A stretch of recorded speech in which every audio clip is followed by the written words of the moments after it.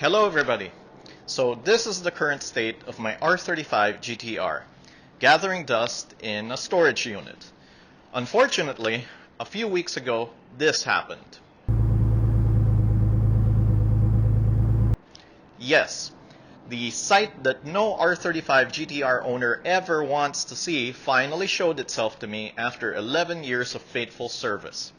It's a real downer that my favorite car is currently out of commission, but rather than wallow in a pit of ugly despair, drowning my sorrows with a nice bottle of Absolute, I'd rather make something positive out of this and just share with you guys what it's like to drive an R35 when it's in limp mode. And maybe it can be helpful to other owners, even though I hope it never happens to you. We'll delve into that after the intro.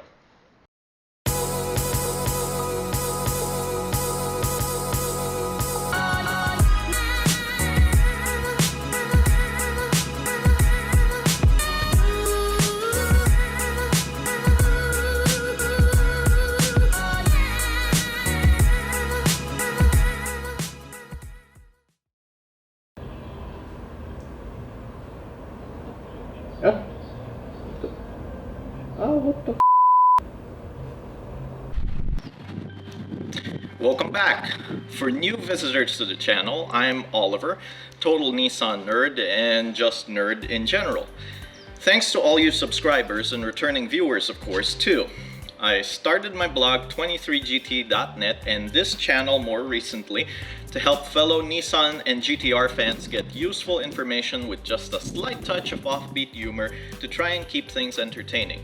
If you find this video helpful and or amusing, or you just feel sorry for silly old me, then I hope you'll leave a like or maybe even subscribe. Of course, feel free to leave your comments too. Now, let's talk about my little problem. First, a little info on what happened. My R35 was driving perfectly fine like usual until I hopped in it one Saturday morning and that error message came up on the dash. I then realized the transmission would only go into even gears and first, third, and fifth, and most importantly, reverse, had decided to go on strike. Since my car had been reflashed with a cob access port when the engine build was done, I was able to plug it in and read off the codes. I got code P0847, which indicated one of the transmission fluid pressure sensors had gone bad. My GTR is a 2010 and long out of warranty, so I had to have the transmission removed and shipped out to get repaired. Thankfully, I was able to get it out to Shepherd Transmissions. Considered the top R35 tranny builder in the world, Shep Trans had done the build on it when my engine was upgraded and they diagnosed that it was indeed a bum sensor. Unfortunately, the sensors are inside the tranny casing, so it's not a quick or cheap fix. At least it wasn't something worse and more expensive, like a problem with the transmission internals themselves. My car still had the original OEM sensors, and the failure is not that unusual on older GTRs, so it's something to keep in mind for current and prospective owners of R35s. So, what's it like to drive an R35 when the tranny goes into limp mode? Well, it's total hell. Pardon my French. Fortunately, I only had to do it for a few miles to get it to my local Nissan dealership, but if you get stuck a long way from home with a sick GTR, save yourself a lot of grief and just call a tow truck.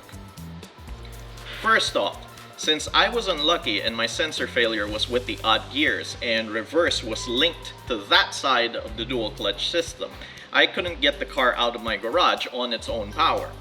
It had to be pushed like some poor broken down jalopy until it could roll down my driveway and into the street.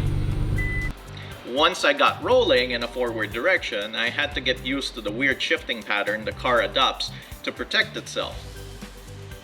When in limp mode, the tranny only allows the engine to rev up to 2000 RPM and it builds revs slowly.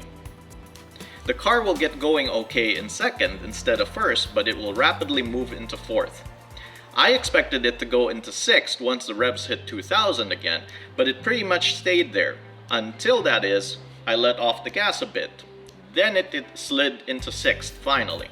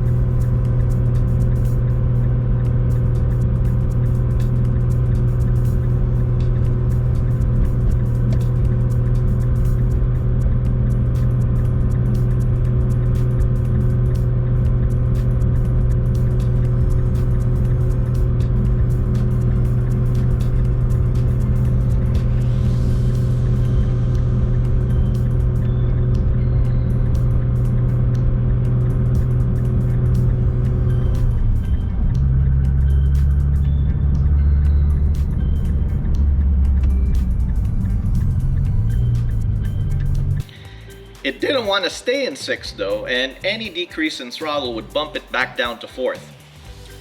Whether it was in 4th or 6th didn't really matter much though, because the speed was pretty much capped at around 40-ish. Needless to say, that is plain torture, to be forced to drive an R35 that slow, especially if it normally cranks out close to 1,000 horsepower when it's in proper health. And on many streets here in Arizona, 40 is slow.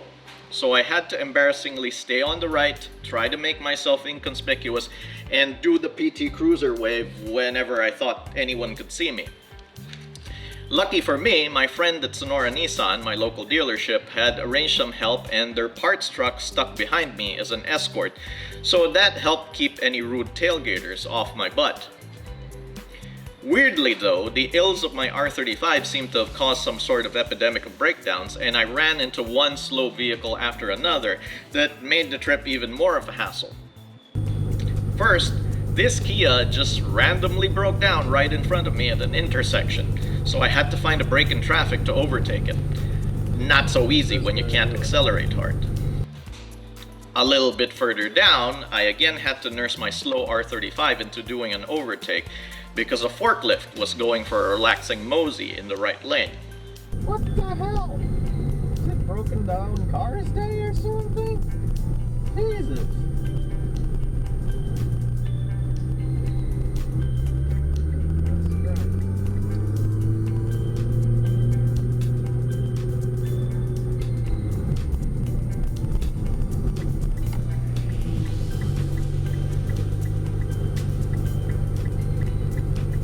Then, as I hit the home stretch, some random Mazda in the middle lane suddenly slowed down and put its hazards on, which made the dumbass in the SUV behind it suddenly cut me off to switch lanes. Needless to say, after I finally made it to the dealership, I was ready to go all Mortal Kombat on something and release my frustrations. There are many different reasons for an R35 to go into limp mode. Thankfully, they're generally the reliable cars if you don't mistreat them, and they're modified properly. Or left stock, of course. And hopefully you never have to go through that experience like I did. Also, thankfully, Shep Trans has already fixed my tranny, and it's already on its way back to me as we speak. The work and parts cost around $1,600 all told, but the full total is going to be much higher once shipping and the labor for the tranny removal and reinstall are factored in. I'm just going to be happy to have my baby back when it's all said and done, and I'll just keep telling myself that there are far worse problems than having your favorite toy out of commission for a few weeks. I hope you guys are having better luck with your own beloved cars than I am, and that you'll come back for more 23 GT in the future. Please leave me a comment if you like this video, and until then, drive safe everybody. Shep Trans already fixed my tranny, and it's on its way back to me as we speak. Lucky for me, my friend at Sonora Nissan, my local dealership, stupid lies. Ooh, leave me alone! Stop buzzing! Stop buzzing around me, blessed flies. You gotta make this so hard. Yes, the site that no R35 GTR ever... GTR ever. And they diagnosed that it was indeed a bum sexer. It was indeed a bum sexer.